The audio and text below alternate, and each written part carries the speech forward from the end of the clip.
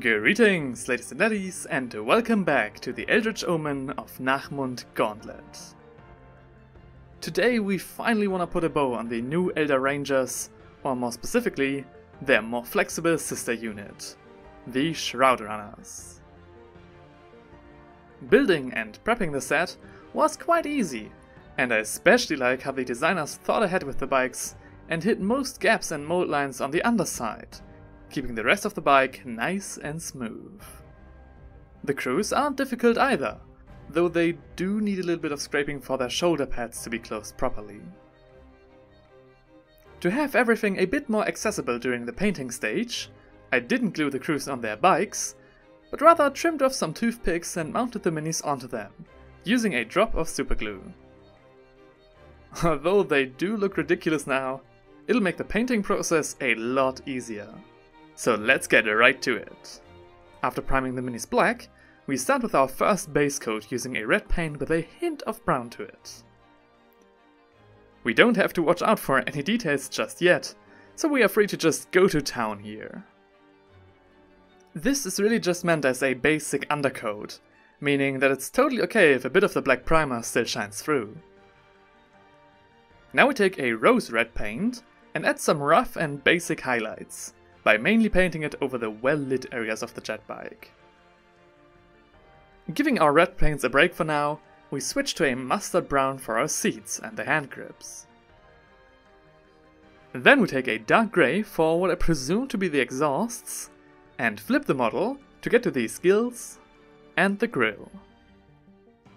Now it gets really unorthodox, as although many spots still need their first base coat, we already get to our brown wash and slop it over the whole mini. Be quick and confident with your sweeps, especially on the large, smooth front, to prevent tide marks from appearing. The only exception to this are the exhausts, as for them I opted to use a black wash instead. When the wash is completely dry, the model has become too dark for my liking, so we take our rose red from earlier again, and repeat our step of highlighting the well-lit areas of the bike. Now we come to the few more finicky details, like the small petals on the wings for which we use a bright white, and for the buttons of the pilot, I use some light blue, as well as a vibrant green for the small screen. Switching to a light orange, we carefully pick out the best lit edges and ridges of our craft. This will help to give the model a lot more definition, while keeping the eye interested in the details of this otherwise quite bland looking vessel. I even picked out the nose of the bike with this, although I will change my mind about this later. Now, although a clean front plate works out quite well, I really just want to implore you guys to try and sketch in the camouflage pattern from the box art. I'm using a dark burgundy and a very vibrant red for the rectangular shapes of the Eldar pattern, and finish it off with two somewhat symmetrical black triangles on the front. I know this might look difficult and intimidating, but trust me, it's really not too bad. So just try and give it a go yourself.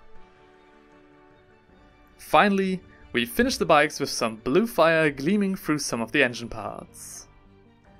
For this we slap on some medium dark blue as our base, and then give it some detail with a watered down light blue. With that, the jet bikes are fully completed and we can turn to the Rangers riding them. Now, as these are essentially the same miniature as the standard version on foot, I don't want to waste your time in repeating myself all over again. So if you want a more in-depth painting guide for these guys, I highly recommend checking out my other speed painting guide, specifically for the new Rangers, which I've linked at the end of this video. However, there are a few things that I do want to point out about these pilots. When you apply the wash, make use of the toothpick and ram it into a piece of cardboard or similar, to keep them upright and prevent the wash from flowing unevenly. When we're completely done with the details after the wash, it's time to carefully break off the toothpick in order for them to be mounted on their steed. This, however, is when I came to the horrifying realization that the minis were designed to be fitted really tightly on their bike. Subsequently, we need a lot of force when pushing them down on the bike, resulting in, again, a horrifying amount of collateral damage. Yet, if I would have known this earlier, I don't know if I'd approach this problem differently, as keeping them separate made them a lot easier to paint in the first place. So this is something that I definitely need to leave up for you guys to decide for yourself. In terms of the base, GW supplied us with these see-through discs and poles to make the bikes look like they're actually hovering over the table. Thank God for the support sprue here. I'd be really worried for the disc's integrity otherwise. First we take the pole and ram it into the center hole of the disc. After that, we can just glue the bike atop the sphere and are good to go. I also gave both of my bikes a slight angle to make them appear more dynamic. We could definitely call it a day at this point, but to be frank, I honestly don't like to leave these discs see-through and rather have them painted like usual terrain. After a base coat with a thick brown texture paint, I gave the ground a dry brush with a pale orange and then another in a bright orange, so they would match up with my other ranges. And finally, we truly finished the model by painting the trim in a smooth pitch black. Azurian be praised! The last models of the Eldritch Omens box set are finally complete.